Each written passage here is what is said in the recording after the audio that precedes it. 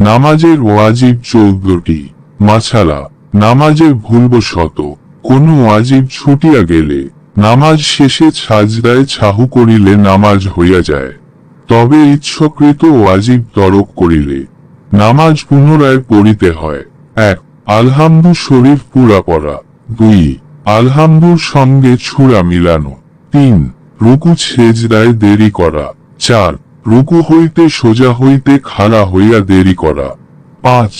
2 সেজদার মাঝখানে সোজা হইয়া বসিয়া দেরি করা। 6. দরমিয়ানি বৈঠক। 7. দোনো বৈঠকে আত্তাহিয়াতু পড়া। 8. ইমামের জন্য কেরাত আস্তে এবং জোরে পড়া। 9. ভিতরের নামাজে দুআয়ে কুনুত পড়া। 10. দোনো ঈদের নামাজে 6 তাকবীর বলা। 11.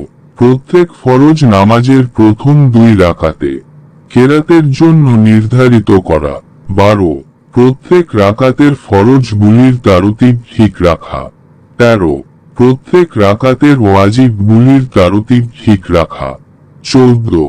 আসসালামু আলাইকুম বলিয়া নামাজ শেষ করা।